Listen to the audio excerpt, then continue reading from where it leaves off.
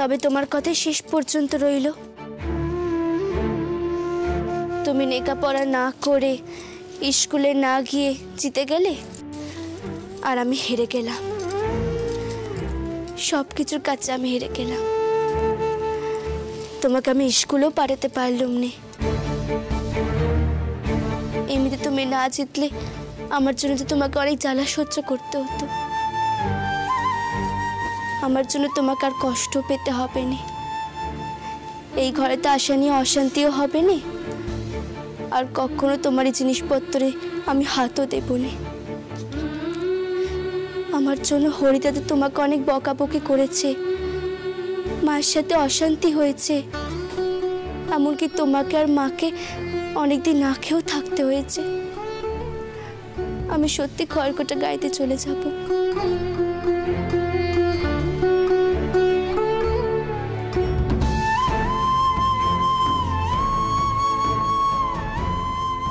চল দিদি ভাই, খড়কুটা ফিরে যাবি, চল। দাদু, তুমি তো আমাকে বিয়ের আগে বলেছিলে এই বাড়িতে আমার মা, বাবা, জ্যাঠা, জেঠিমা সবাই আছে, তাহলে আমি খড়কুটা যাবো কি করে বলো দেখি? আমি কিন্তু তোকে চলে যেতে বলছি না, তুই কিন্তু নিজের থেকেই চলে যাচ্ছিস। যাচ্ছি তো, আমি নিজেই চলে যাচ্ছি। তুমি ঠিক কথাই বলেছো, কিন্তু আমি কেন যাচ্ছি জানো? আমি মাকে কথা দিয়েছিলাম, তোমাকে যদি আমি স্কুলে পাঠাতে না পারি তাহলে আমি খড়কুটায় চলে যাব।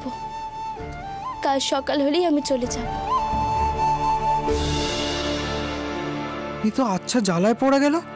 মায়ের দিব্যি আছে আমার উপর, দিব্যি না মানলে তো মা মরে যাবে।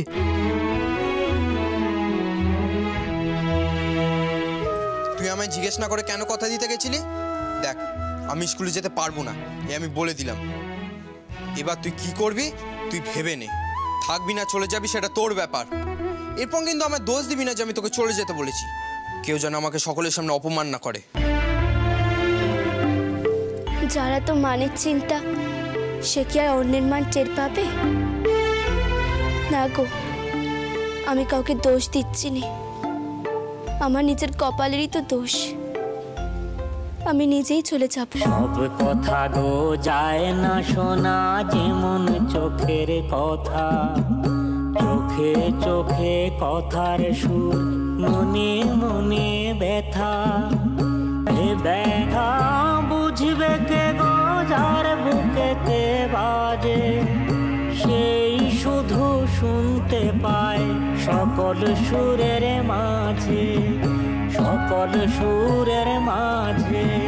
প্রাণের কথা মনের কথা তারের মাঝে বাজে গো, একটি তারে কত কথা বাজে গো।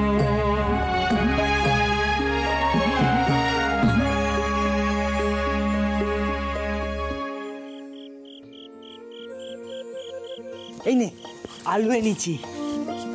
আরে এখনো আগুন জ্বালিসনি তুই?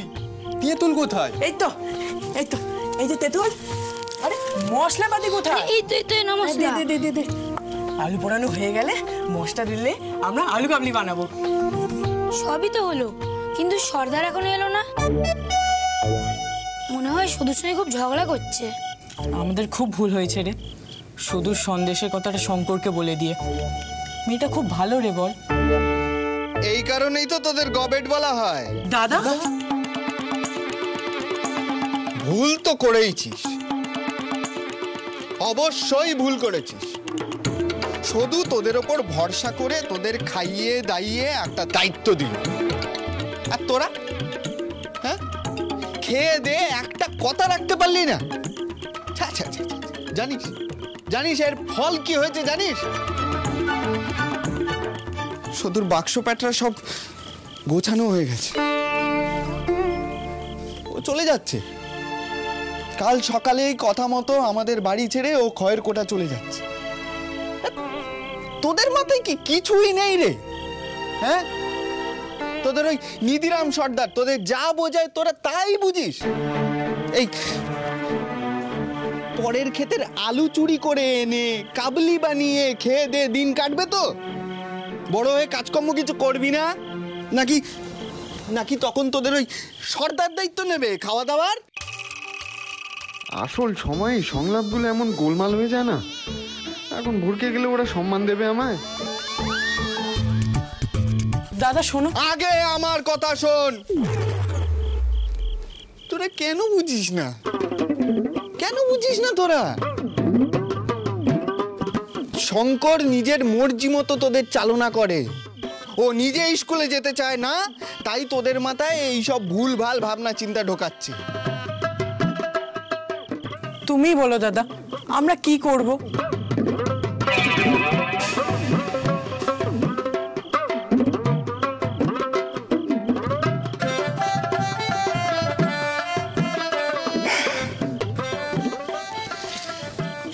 দেখ ভাই,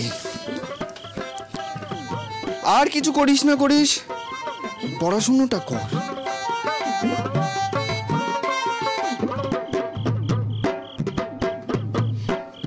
আমি বলি কি, কাল সকালবেলা আমাদের বাড়ি থেকে শঙ্করকে নিয়ে তোরা স্কুলে যাবি। ও যদি যেতে না চায় তাও জোর করে নিয়ে যাবে, কেমন?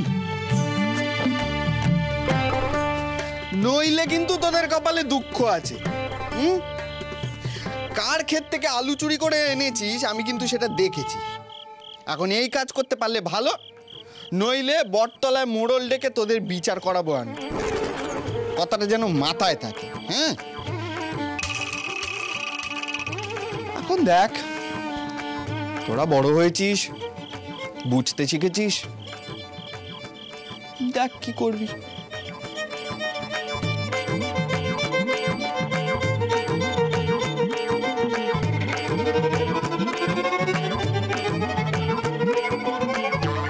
যাক বাবা, যেমন সংলাপ লিখেছিলুম একদম সেই রকম আওড়ে দিয়েছি। এবার দেখি কি হয়, দেখি যাত্রার ডায়লগ লেখা কাজে দেয় কি না।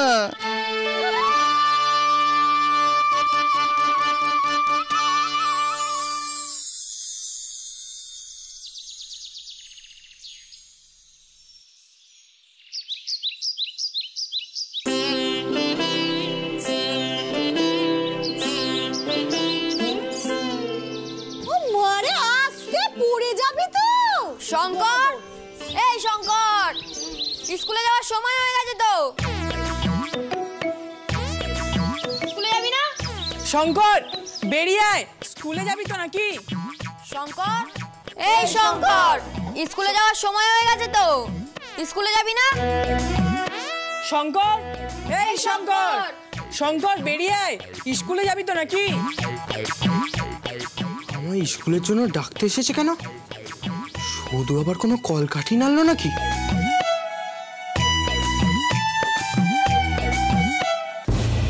বাবু সোনা, এখানে ঘরের মধ্যে থাকলে চলবে? আমার সঙ্গে চল, সকলকে গিয়ে তুই তোর উত্তর কানা দিবি, বুঝেছিস? আর শোন, সকলকে কি বলবি সেটা তুই ঠিক করবি, কিন্তু মনে থাকে যেন তুই আমার মাথা চুয়ে দিব্যি করেছিস। আর দিব্যি যদি না রাখিস তাহলে আমি কিন্তু বাঁচবো না, আমি মরে যাব। চল আমার সঙ্গে আয় বলছি, আয়। মা থাক না, কিছু বলার দরকার নেই, আমি ঘরেই ঘুমিয়ে থাকি। এই দেখো, তোর বাপ অমন করে মুখে মুখে যুদ্ধ করে বেড়ায়, আর তার ছেলে হয়ে তুই এরকম ভয় পাচ্ছিস, এরকম ভীতু? একদম নয় বাবু সোনা, সকলকে গিয়ে যা বলার সোজা বলবি, মনে থাকে যেন। আয় আয় আমার সঙ্গে, আয় বলছি, আয়। শঙ্কর, এই শঙ্কর, শঙ্কর। আরে বাবা, তোরা শঙ্করকে স্কুলে যাওয়ার জন্য ডাকতে এসেছিস? সিদ্ধিদাতা সে তো এখনো মনে হচ্ছে ঘুমোচ্ছে। কিন্তু জ্যাঠা, তাহলে কি ও স্কুলে যাবে না? শুধু শঙ্করকে ডেকে দে, স্কুলে যাবে তো নাকি? আয় আয় বলছি, আয় আয় আয়। কি ব্যাপার বল দেখিনি? তোরা বাপু স্কুলে কি উচ্চন্নে যেতে চাস? যা না বাবা, যা ইচ্ছে কর। আমার ছেলেটাকে কেন ডাকছিস বল দেখিনি? এ কি ছোট গুড়ি, এ তুমি কি বললে? যারা পড়াশোনা করে তারা উচ্চারণ, আমি উচ্চারণে গেছি? না না না বাবু সোনা, এদিকে আয় বাবা, তুই যা বলতে চাস সকলের সামনে বলে দে। বল বাবা বল। বল। তুই আমার মাথা ছুঁয়ে দিব্যি করেছিস, আর দিব্যি যদি না রাখিস তাহলে আমি কিন্তু বাঁচবো না, আমি মরে যাব। তোদের স্কুলে যাওয়ার থাকলে যা, আমি আর জীবনে কোনোদিন স্কুলে যাব না। আর কখন আমার ডাকতে আসবি না স্কুলে যাওয়ার জন্য। কেন সর্দার স্কুলে কেন যাবে না? দেখ, আমি তোদের সর্দার, সব কথা বলতে আমি বাধ্য নই, তাই জন্য আমি কারণ বলতে পারবো না। ও ছোটদা, ওরা তো স্কুলে গিয়ে সব শিখে যাবে, তখন কি আর ওরা তোমার সর্দার বলে মানবে? এই তুই চুপ করে থাক। পেট করেছে সব। মারে এই তো সপ্তাহে পাকামি করতে কে বলেছে রে? একদম পাকা হয়েছে একখানা, চুপ করে থাক একদম। ও মারে, লেখাপড়া যত কম শিখি তত ভালো, বুদ্ধি কম খুলবে। এই যে ফটকে ঘনা, শোন বাপু, এই যে আমার বাবু সোনা বললো না যে স্কুলে যাবে না, এ কিন্তু আমার বাবু সোনা নিজের সিদ্ধান্ত। হ্যাঁ, আমার বাবু সোনা এই কথা নিজের থেকে বলেছে, তাই বলছিল আমার বাবু সোনা তো স্কুলেই যাবে না, তাই তোদের তার এখানে কোনো কাজ নেই, তোরা এবার তাহলে আয়। হ্যাঁ, এই উঠোন কানা কালি কর, যা বাবারা, যা যা যা যা এখান থেকে যা। হ্যাঁ, আয়। তোমরা আমার জন্য অনেক করেছো গো, তোমাদেরকে আমি কখনো ভুলবো না। তোমরা খড়কটা গাইতে যাবে কেমন, আমি তোমাদেরকে নেমন্তন্ন করলাম।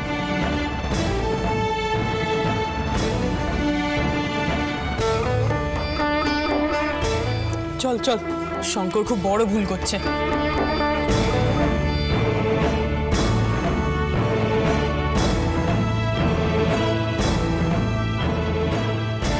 এই যে মেয়ে, আমার বাবু সোনা কি বললো কথা কানে গেছে তো?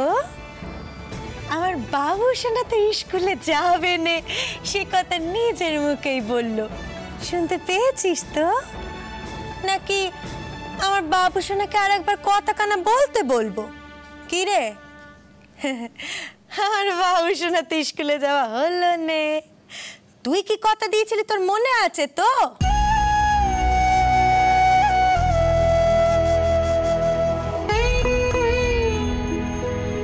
এই মেয়ে, এখন তোর কথা রাখার পালা, কথা অনুযায়ী তুই এক্ষুনি বাড়ি ছেড়ে চলে যাবি। বাবু সোনা, এই মেয়েকে এক্ষুনি খড়কটা রেখে আয়।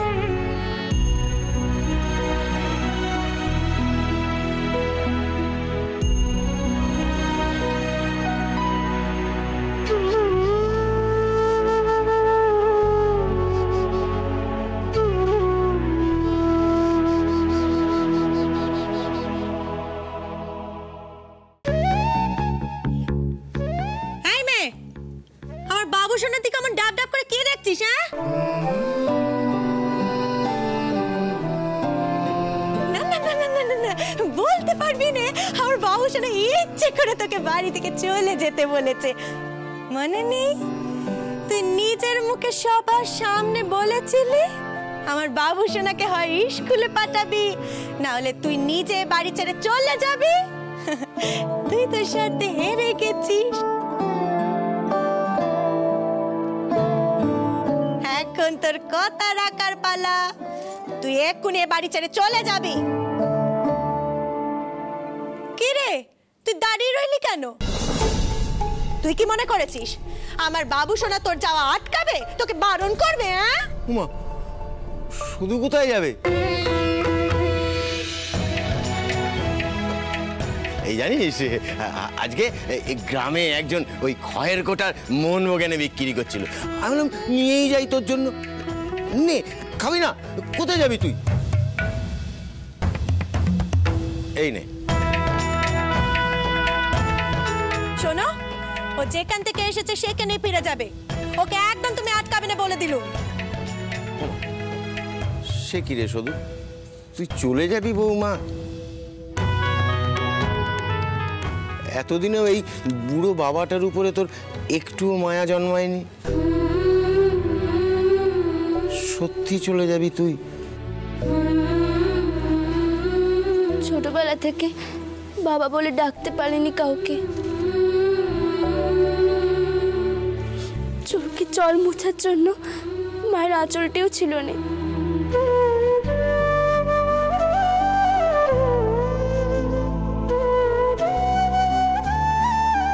আমার পুতুলের সংসার ছিল। দাদা আমাকে বলেছিল এই সংসারে আসলে আমি মা, বাবা, দাদা, দিদি, জ্যাঠা, জেঠি সবাইকে পাবো।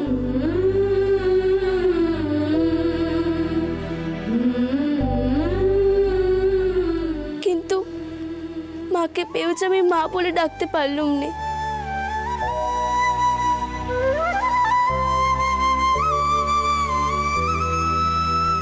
এই সংসারে আমার জন্য সব দিন অশান্তি হয়েছে।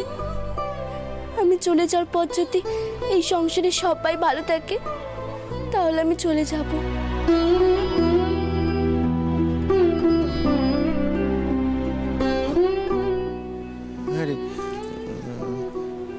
আরে মোহনভোগ কি হবে, খাবি না?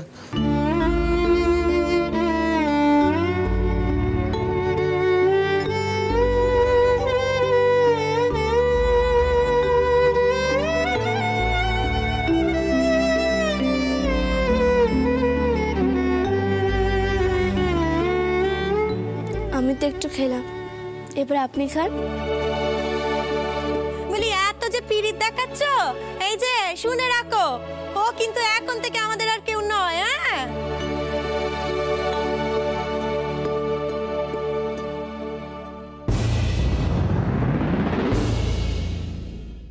শুধু এই শুধু তুই সত্যি সত্যি বাড়ি ছেড়ে চিরদিনের জন্য চলে যাচ্ছিস? হ্যাঁ রে ফুলি, চলে যাব। সিদ্ধিদাতায় তুমি কিছু বলছো না কেন বড় গিন্নি? মেয়েটা বড় ভালো, মা বাপ নেই, আমাদেরকে কেমন আপন করে ডাকে ও। এই বেলা যদি লাভ লোকসানের হিসেব না বুঝে নিতে পারো তাহলে আজীবন পস্তাতে হবে বড় গিন্নি।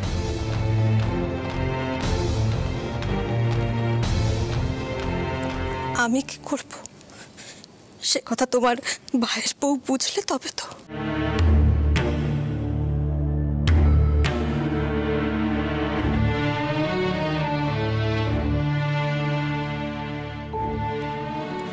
কি বলি বলতো মা তোকে, তোকে যে সত্যি সত্যি বাড়ি ছেড়ে চলে যেতে হবে আমি ভাবতে পারিনি রে।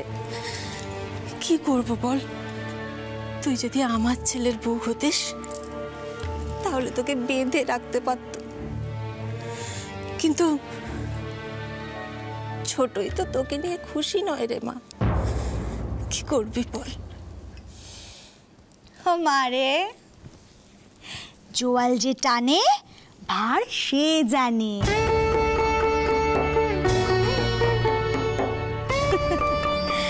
বলি এ সংসারে সব বোঝা তো এই গনসার বাবাকেই টানতে হয়, তাই না? এখন একের পর এক পেট বাড়বে অথচ পকেট এক কানাই থাকবে, তাতে চলে না। মা, আমার খাবারটা আমি ওই দিদি ভাগ করে খাবো? ও ছোট মা, তুমি দিদিকে কেন পাঠিয়ে দিচ্ছ? তুমি ছোটদাকে বকতে পারছো না? ছোটদা স্কুলে যাচ্ছে না বলে দিদির কি দোষ? এই দেখো গণেশ, তুই ছোট তো তাই ভুল বুঝছো বাবা। তোমার সৌদ দিদিকে তো আমি চলে যেতে বলিনি, তোমার সৌদ দিদি নিজে থেকেই চলে যাচ্ছে। ও দিদি, তুমি কেন চলে যাচ্ছ? দেখো তুমি আছো কত ভালো লাগছে। না গো গনসা, অনেকদিন তো থেকেছি, অতীত হয়ে আর কতদিন থাকবো বলো? চলে তো যেতেই হয়। এই অনেক ডেপমি হয়েছে, এদিকে আয়, এদিকে আয়। করিমা, দাদু এখানে নেই, এই সময় কাজটা কিন্তু মোটেই ঠিক হচ্ছে না। মানো আর না মানো সবাই জানে শুধু কিন্তু খারাপ মেয়ে নয়, বাড়ির লক্ষ্মী বিদায় করছো তো। বড় ছেলের মতো কথা বললি রে ধনা, বড় ছেলে।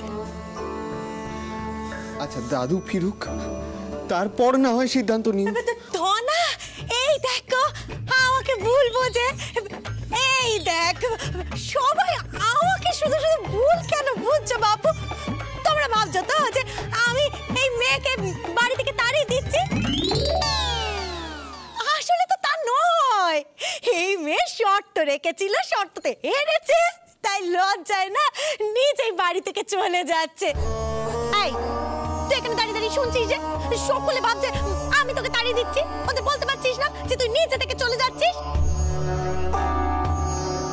শোন, বাবা তো কয়েকদিন পরেই ফিরবেন, বাবা তো আবার এসে শুধু শুধু করে পাগল হয়ে যাবেন, বাড়িতে তোকে খুঁজবেন, না পেয়ে যদি তোর কাছে চলে যান আবার ভুল করে বলে দিস নে যে আমি তোকে তাড়িয়ে দিয়েছি। না মা, আমি কাউকে কিচ্ছু বলবো না।